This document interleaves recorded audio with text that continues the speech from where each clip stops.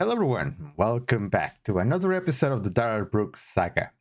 On today's episode, Opper is back, and Darrell is not gonna be happy about it because one of the things that Darrell dislikes more than a woman is a strong and intelligent woman, and that's what Susan Opper is. And I don't know why. I don't know why out of the three of them, he dislikes her the most. Maybe because she tells it like it is. She doesn't sugarcoats things for him. But it's going to be a battle on today's episode. But before going to the episode, I want to say thank you guys for watching. Thank you guys for giving the video a like. It helps the channel a lot. And a particular thank you to the members. We have 4 members. Mel, Christine, Kathy, and Robert. Thank you guys for your support. It goes an extra mile. I don't mention it a lot because I don't want it to seem that I do this for money, because that's just not the case. It's the reason why I do it is because I like the interaction with you guys and giving you content to watch and enjoy. And I wouldn't trade that for anything. But for people who can and want to go an extra mile, you can become a member. You can give your friend Jester a coffee on the link below in the description. But that is not necessary. If you do it, I will appreciate it forever. But you just being here, it's enough. And it's more than enough. So thank you guys. All right, let's get into the video. All right, please be seated just very briefly with the parties. Just witnesses for this afternoon. I don't need to know who, just the numbers, and if there's anything else you are asking the court to do this afternoon. No, we're behind schedule, Judge, but we'll keep moving along. We will certainly have a full slate of witnesses available for the afternoon. Do you know about how late you intend to go tonight? I'd like to try to keep it as close to 4:35 as possible, given that it is a Friday. It's been a long week. Any idea when you will be requesting the view of the vehicle? Will that be next week? That will definitely be next week, probably Tuesday at this. Notice this, because it's going to become important in the future. They mentioned that next week we are going to see the vehicle. Like, keep it in the back of your mind, because it's going to come back. And Darrell is hearing about this. Point, Your Honor. All right, thank you. Thank you. All right, then that answered my question about scheduling, so everyone is aware of what we intend to do this afternoon. We are in recess. I'll see everyone at 1 o'clock. Or sorry, at 2 o'clock. It's now almost 1. Thank you. We are. All right, I'm told well, first of all, we are back on the record. Appearances are as they were before. I'm told the jurors are done with lunch and available for us. So I presume the state's able to call its next witness. Yes, we're ready, Your Honor. Thank you. All right, great. Then we'll have the jurors brought out. Record was my ICF received. I have not looked at my mail today. I can't tell you that. Also, for the record, I'm appearing by special appearance on behalf of my client. Why do you need to put that on the record again? You already put it in this morning. It doesn't matter. Sorry, sir, I can't hear you. Could you start that over? Oh, that's what happens when I send you on errands. All right, the audio is now on. I did call the case earlier. Just noted that the appearances are as they were before. The jury is on its way in. And I just will state, in case it wasn't clear, Mr. Brooks asked about an inmate communication form. I have not reviewed my mail today, so I can't tell you whether I've received anything, but I'll take a look, and at the next break, if need be, we can address that. And I just wanted to state that I'm here. I'm here under special appearance on behalf of my client, with all rights reserved. Who is your client, Brooks? You are here on behalf of your client. Who is that? Where is he? Because you can't represent someone that doesn't exist, right? Or with your logic? Statement called to next witness.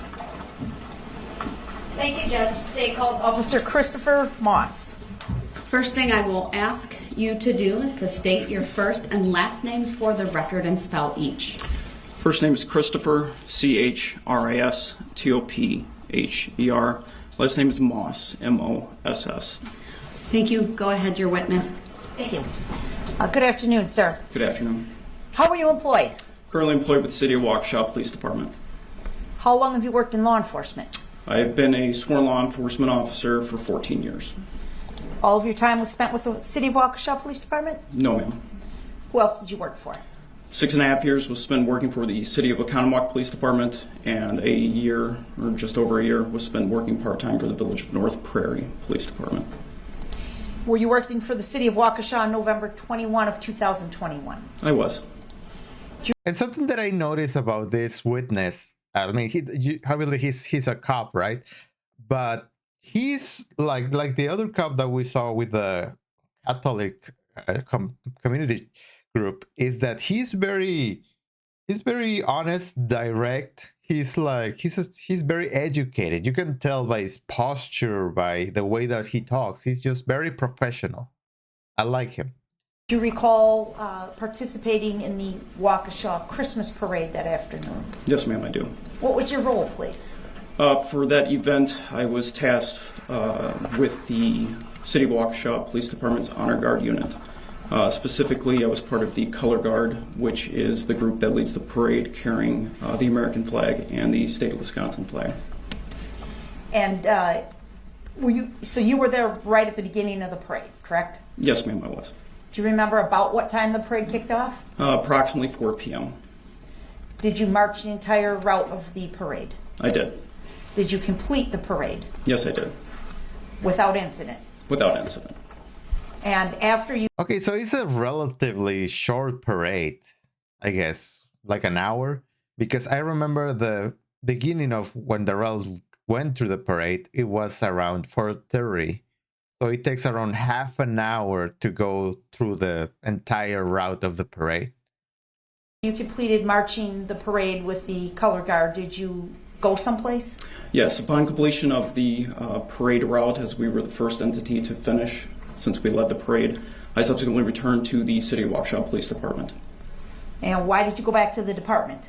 That evening I was assigned to late power shift, which is from 5 p.m. to 3 a.m., and I was designated to work area 308.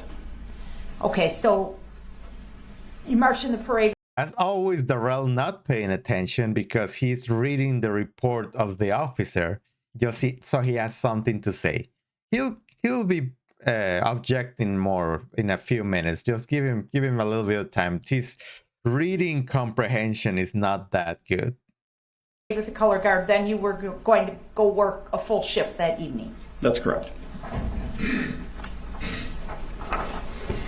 As you were back at the police station, what do you recall happening?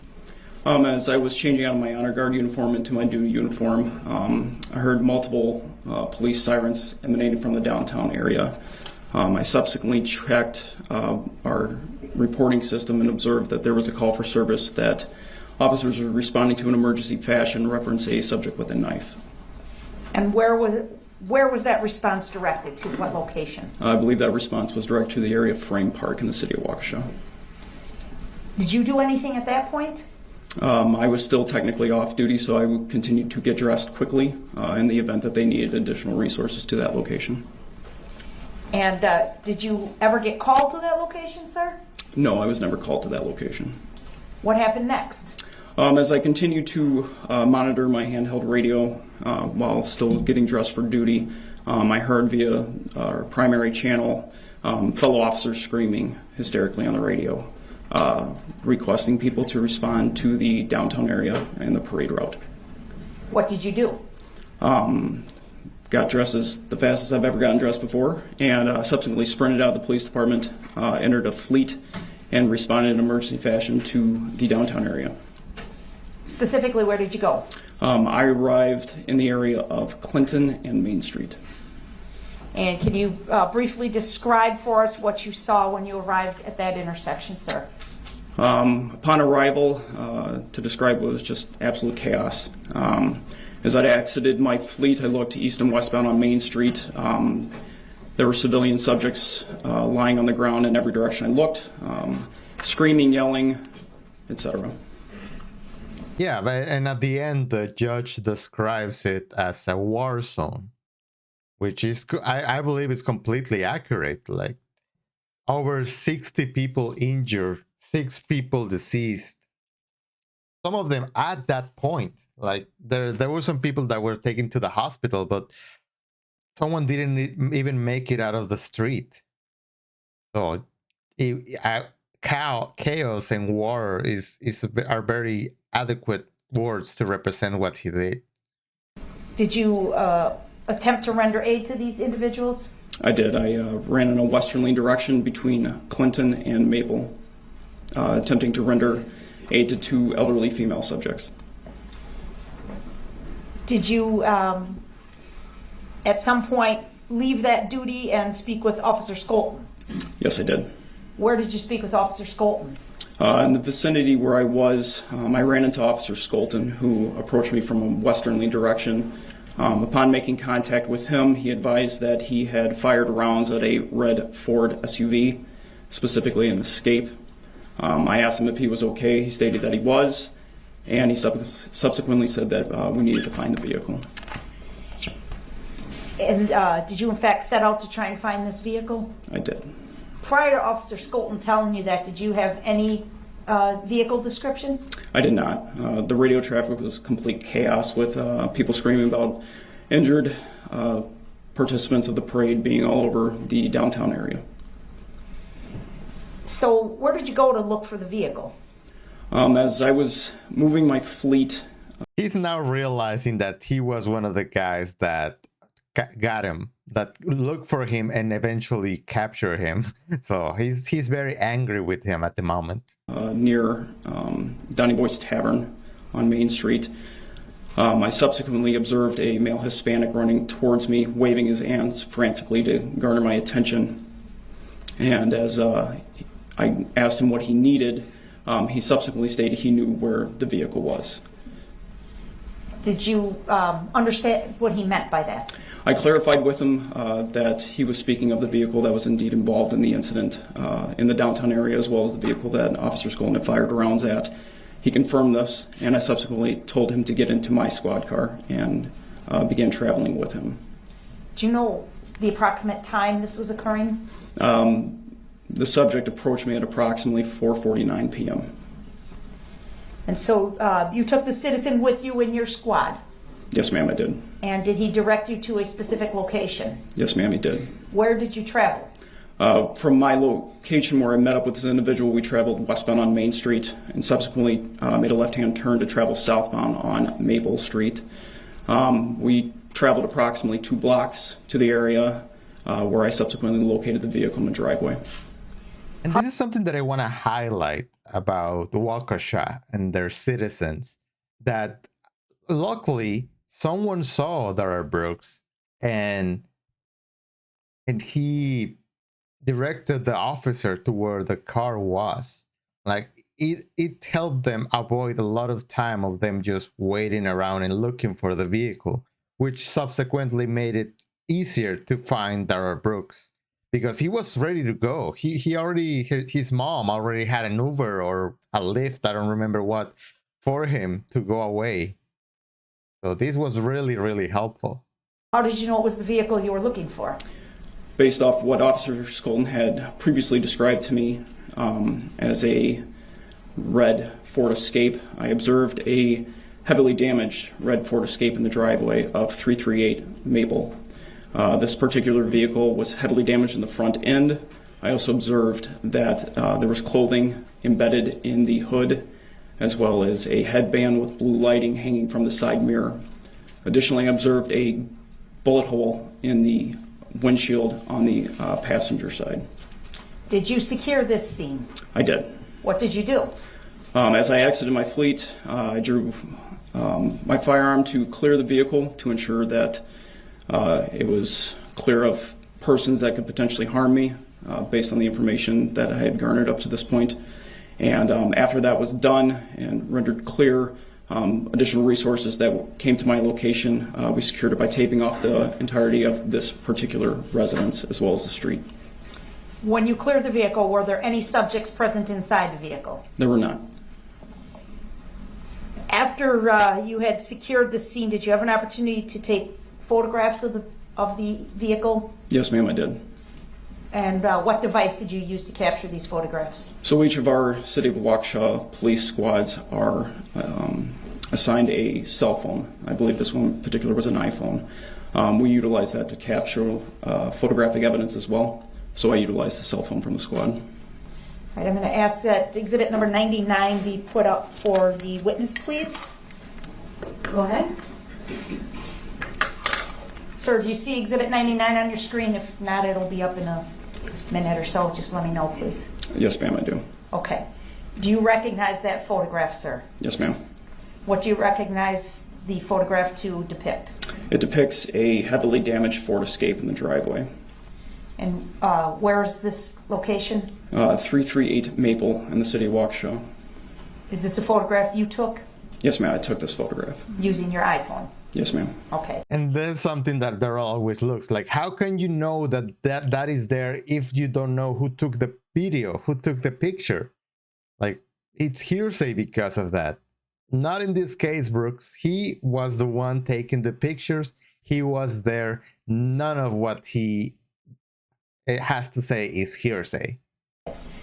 Move to admit permission to publish, Your Honor. Objection. There it is. Exhibit 99 is received. Permission to publish is granted. The objections overruled. Sir, is this what the vehicle looked like when you first observed it?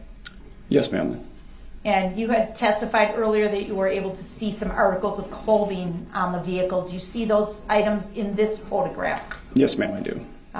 Could you please point them out? And that's a touch screen in front of you, so you can mark it with a dot or an arrow or whatever you choose. Okay. So here on the hood, near the windshield, was a hat, and then clearly seen hanging from the driver's side mirror is a headband that's partially illuminated. What do you mean illuminated? This particular headband had multiple, appeared to be blue LED lighting. Okay. The front of the vehicle, it appears to me that the front bumper is laying on the ground. Is that accurate, sir? Objection, leading. Overruled. You may answer. It technically, well, it can be leading, but you can clearly see it on the exhibit. So I get why she overruled his objection. Yes, ma'am, that's accurate. May we take the annotations down? Yeah, we can deal with that. Thank you, Judge. So to your knowledge, no one had touched or disturbed this vehicle, at least since the time you were present, before you photographed it? Objection, speculation. Overruled. You may answer. To my knowledge, no, there was no manipulation of this vehicle prior to my arrival. Okay. And at some point, did you look inside the vehicle? And I don't mean just to clear it of persons, I mean take a closer look inside the car. Yes, ma'am, I did. And what was your purpose in doing that, sir? Due to the nature of what was happening and the exigency of trying to identify who may have been inside the vehicle, I did locate documentation of identifying in nature.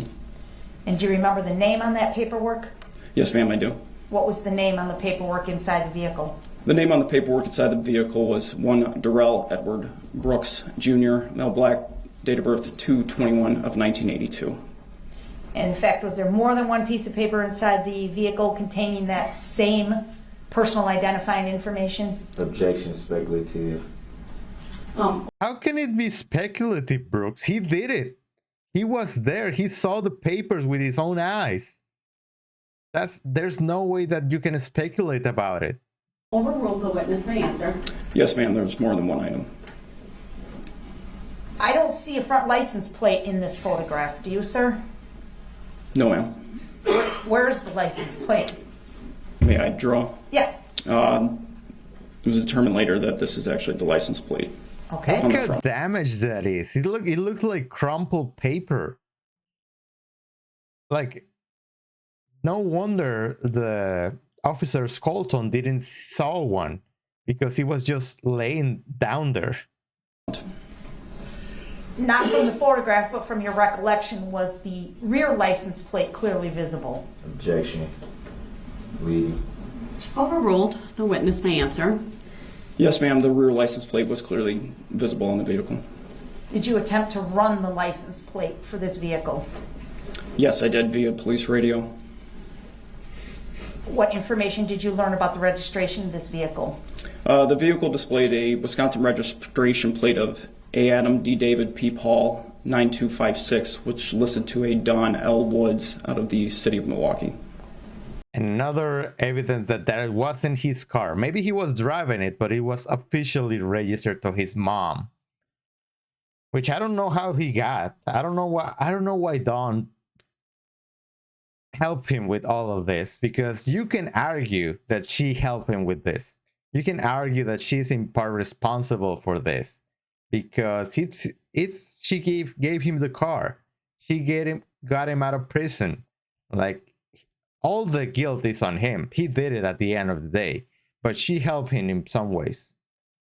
Do you remember the approximate location of the street where Don Woods lived? Objection. Hearsay. Relevant. Overruled. The witness may answer.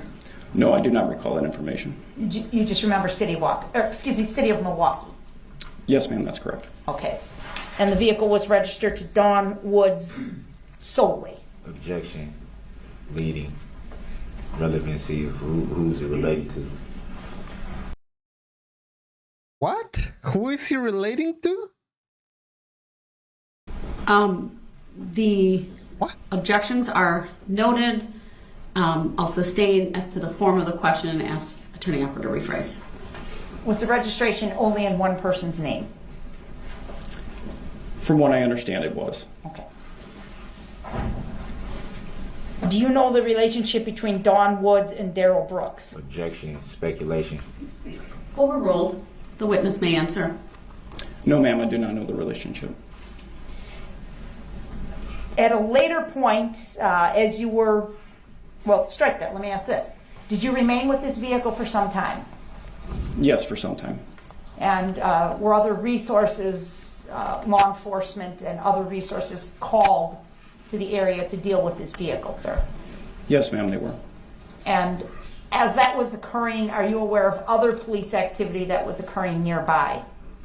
Yes, ma'am, I was. And what was that, please? I had heard via police radio Officer Luling advised that he was out with a subject in the 500 block of Elizabeth Street, which is just a couple blocks away. And did you hear Officer Luling indicate a name for the subject that he was out with? Yes, I did. And what was that name? Officer Luling aired over police radio that he was out with a male subject identifying himself as Darrell Brooks. Identifying himself as Darrell Brooks. So there you go, boy. So what excuse do you have to not be called that? All right, sir, thank you. I don't have any other questions. We can take down 99. Oh, I'm sorry. I do have one other question about 99. I apologize, Your Honor. Objection. Overruled. She may answer. She may ask. Do you know what time you snapped that photograph of Exhibit 99? Yes, ma'am, I took that photograph on the date in question at 5:01 p.m. Thank you, sir. All right, thank you. You're cross, Mr. Brooks. Okay. Okay, get ready, get comfortable, go get some drink or something to munch on, because we are 35 minutes of Darrell Brooks cross-examination. So I'm gonna go through it. We're gonna go together, but he's particularly dumb in this cross, and he's also particularly mad because he's about to feel what it's like to be called out for hearsay. You stated that you were flagged down by a Hispanic male running at you waving his hands. Would that be fair to say? That's correct. Do you recall his name? I do. And would you state it for the jury and for the record? His name is Abel Liscato. And do you recall if Mr. Lascano gave you any additional information during your traveling to where the vehicle was located? I don't understand your question. You stated that Mr. Lascano got into your vehicle and you traveled to where the vehicle was located. Is that fair to say? That's correct. Did you learn any additional information from Mr. Lascano? How do you say it, Lascano? Lascano. Lascano. Did you learn during your travel to where the vehicle was located? Did you learn any additional information from Mr. Lascano? Not while we were traveling to the vehicle. So you traveled to the vehicle in complete silence? No, he was trying to direct me with the location of the red Ford Escape. And I don't get this part. I don't get what he wants to know about what Lascano said to the officer. It doesn't matter. He was just like, yeah, he went straight and then to the right. That's the situation wasn't appropriate for, hey, how you doing? How's been your day? Do you like the parade? No, it was a tense and difficult situation. They were just trying to look for the vehicle. Did he say he saw anyone driving the vehicle? Objection, hearsay. Sustained. So all he told you was where the vehicle was. He didn't tell you if he saw anyone driving it? Objection, hearsay. Grounds. The witness may answer the question as long as he does not answer with hearsay. Go ahead, overrule. Can you restate your question, please? So all that the Mr. Lascano already told you. Lescano, no Lescaño, Lescano. He already told you how to say it. Why are you not saying it right? Was the location of the vehicle, not if he saw anyone driving? I object. That question calls for hearsay response, Your Honor. I would agree hearing that again. Sustained.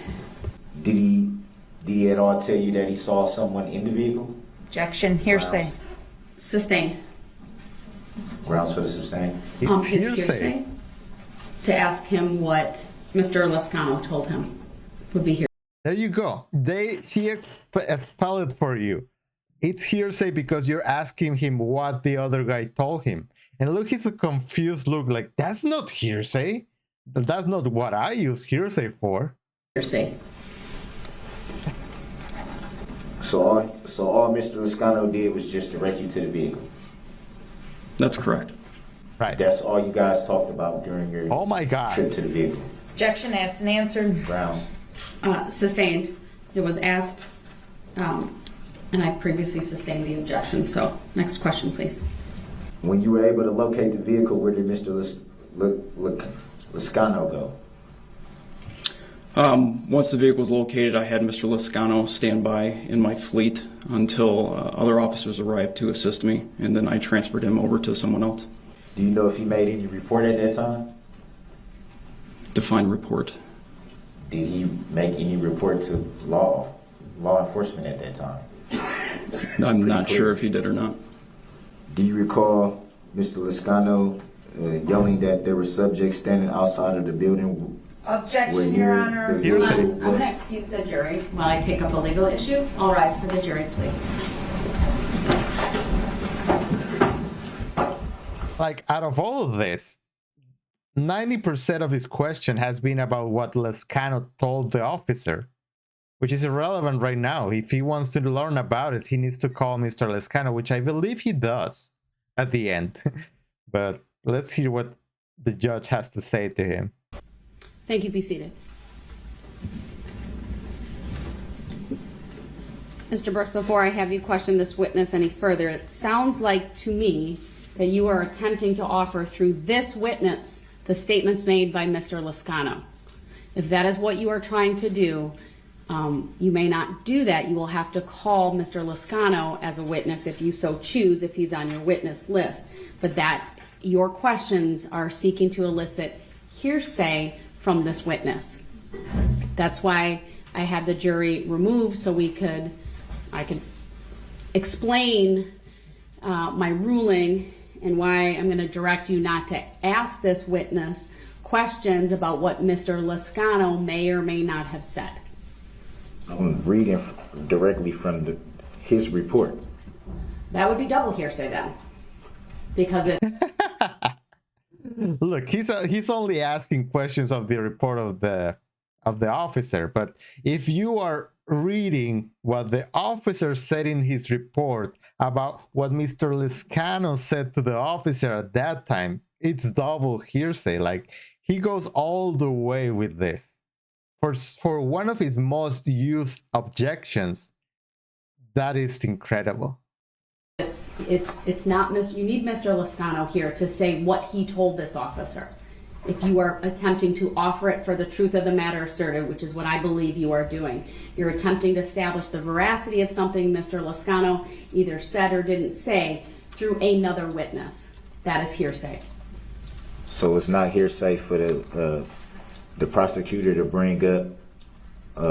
I'm not going to talk about other rulings. There's been an objection by the state, and I'm sustaining the objection, and I'm directing you not to ask this witness questions that would call for this witness to say what Mr. Liscano said. That is hearsay. That is textbook hearsay, Mr. Brooks. And then I don't think it's fair for me to object to hearsay from the prosecution about along the lines of the same type of thing. I'm not going to have a debate on what may have come in previously. I know you've made a number of hearsay objections, many of which the answers that were being provided were not hearsay. But I would direct your attention to 908.01 of the Wisconsin statutes. You have that book in front of you that I provided to you a number of days ago at the beginning of this trial or near the beginning of this trial. There's the definitional section of the statutes, which defines hearsay. It also, and then if you go on to 908.02. I know what hearsay is. I know what hearsay is. One of the dumbest responses that he's done, because he has no clue what it is. And also, by this point, everything that the judge is saying to him is not coming true. He is going into that state. He's going into that mad, I am crazy state of mind that he does. The manic side of him, if you will. And it's not gonna get through well to the jury in the next minute. That's obviously one you may want to look at as well. And that, you saw that? You saw that look that he gave Susan Opper? He's like, oh, I'm gonna get you. This is not over. I'm like, right now, there's a shift right now, that before and after this moment, because now he's angry. And then 90803 has the exception. So unless you can give me an exception, sir, as to why this witness should be allowed to answer those questions, I'm going to, again, direct you not to ask directly these from questions. his report. The report that he wrote. Nothing is coming from, I'm reading directly from his report. That's what I have doesn't change the fact that it's hearsay. You said what? That doesn't change the fact that it's hearsay. So it his report creates is another hearsay? level of hearsay. It's an out-of-court statement. So not this witness made, but what another witness made. So you have to... So I can't read from his report that he wrote. You can't ask this witness questions that call for a hearsay answer unless there's no objection from the state. Or you can convince me there's an exception to the hearsay rule that applies. Do you have an exception you'd like to offer to the court? So I might as well not read the report that he wrote then if I can't question him. Then don't read it. Who is telling you to read it? About the report that he wrote. That's your misunderstanding, sir, what is hearsay. And I all I can tell you is I'm sustaining the objection. I'm going to bring the jury back out, and we'll go from there. All right, Madam Clerk, bring the jury out, please. Clear bias. Clear bias. That is really disrespectful. Calling bias because the judge is explaining to you why she's making a ruling, why you cannot use hearsay for that objection, why you need to look up in a book that she provided to you what it is, so you know. That is bias against the state at the worst. Like, you can say that she's helping you more than the state. Mr. Brooks, I understand you may I don't disagree consent to with or agree to the, being called that name. For the record, again, I'm here as a third-party intervener on behalf of my client. I don't know why that's not understood by now. So I guess I can't bring up the plaintiff either, huh? No. No, you can't. Tacit agreement. All right. thank you everyone, please be seated. Look at that. Look at that side eye that he's giving to her. Like, he's so mad at the judge at the moment. Continue with your questions, sir. Well, I gotta tread lightly. The jury will disregard that last comment I don't know why. and that one as well. But it's It's not your opportunity to testify. You'll be given an I'm not opportunity testifying. should you choose I'm later, not sir, testifying. but please question the witness. if I could ever get to it, I'll do that. And again, the jury will disregard that statement. It's not evidence. Look what his anger makes him do. Like, how can you cry later to the jury that you're the victim in this case if you are showing them exactly what led you to that episode or attack or however you want to call it? You are showing them right now that you are that person, that you behave this way in a daily basis. You made reference to a hat being on the hood. Can we pull Exhibit 99 up again? Are you Wow. asking the state to do that, sir? Yeah, can it please be pulled up and Sure. published? It can, and it will. At least now he say please, but he doesn't like that. All right. It's in the jury box. Continue, please. You testified to this being the hat, right? That's correct. And from this picture, can you tell what that is? Not specifically. So how do we know if that's a hat from looking at this picture? Again, with this tactic of Darrell Brooks, it doesn't matter that right now you cannot see that it's a hat. He was there. He took the picture. He knows what it is. He never said that by looking at this picture, you can tell that's a hat. He never claimed that. From looking at this picture, it would be difficult to determine if that's actually a hat. So it'd be fair to say you don't know what that is. Nope. Based on this picture, you're Based right. on this picture. Based on this picture, I'm not able to determine what that item is. Would it be also fair to say we can't even determine if that's outside or inside of the vehicle at that point? I would disagree and say that is on the exterior of the vehicle, And how between would the you make that hood. assumption if you can't tell what it is? Objection. What? If you can't tell what it is, how can you know if it's outside or inside? You can see a random object outside of a car. You don't know what it is, but you know that it's outside, Brooks. Grounds. Sustained as to the form of the question. Can you clear that? Please. Thank you, Madam Clerk. You can definitively say from this picture that you can tell where the item is based on this picture. Yes. Are you going off what you found or what you can see from the picture? I can see from this picture that that item is on the exterior of the vehicle between the hood that is destroyed and the windshield. So it's on the hood? It is between the hood and the windshield of the vehicle. Yeah, because the hood is so destroyed and bent. It's like a little bump. And then it's the hat, and then it's the windshield. So it's both on the hood and between the hood and the windshield. Both can be true, Brooks. And you can tell that from this picture. Yes. Objection as an answer. Grounds. Argumentative. Sustained as to both grounds. And from this picture, you can tell what this is. Yes. Just from the picture. Yes. And how do you come to that determination? based on the fact that it's hanging on the exterior of the vehicle from the driver's side mirror, that it is in the shape of a headband, and it is partially illuminated in this photograph with LED lighting. It could be fair to say that it's anything. Would you not say that that's No, it cannot be anything. It cannot be a teddy bear. It cannot be a Hot Wheels car. It's a headband.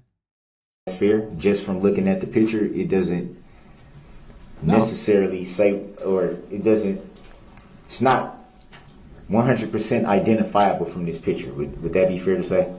Objection, compound question. Sustained as to the form of the question. Please rephrase. Just from strictly looking at this picture, you can't positively say what the item is. Ask and answer. And that's a mischaracterization of his testimony. Sustained. Please rephrase. Clear the photo.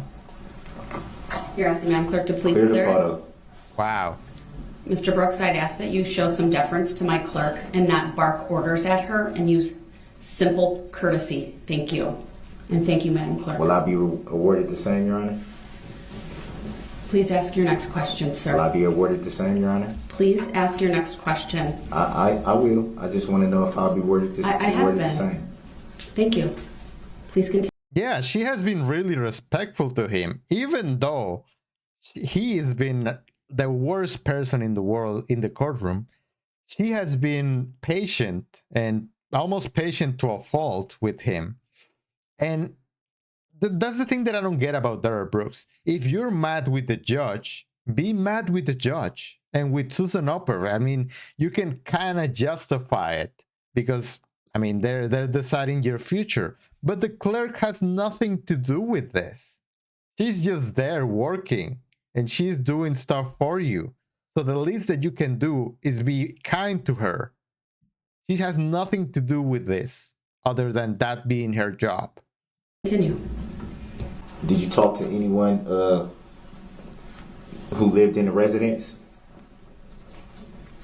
I don't recall the specific persons I talked to or where they resided. So it's fair to say you talked to someone. There were multiple people outside of the residence and in the area at that time that I spoke briefly to. But you don't know if any of them was the renter or owner of the driveway. I do not recall. Do you recall asking anyone if the vehicle belonged to somebody who may have stayed in that general area? I do not recall asking that question to anyone. You did state that you cleared the area. Would that be fair to say? Right. No, I stated I cleared the vehicle, not the area. Did you clear the area?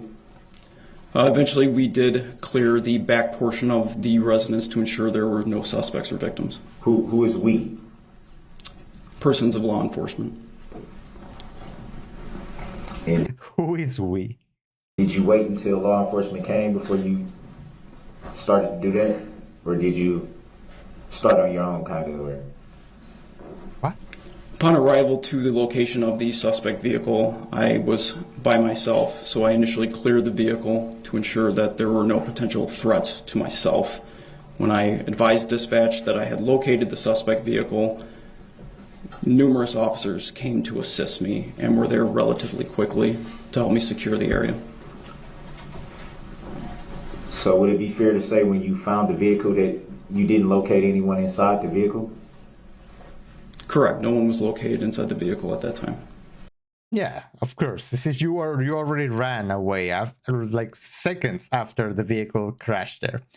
But I'm gonna leave it here. We're gonna come back on the next episode with the rest of his cross because there's still a ton more to cover from this cross. But thank you guys for watching. I'll see you on the next one. And remember that you're great, that you matter, and that I'm really happy that you guys are here. I'll see you on the next one. Bye-bye.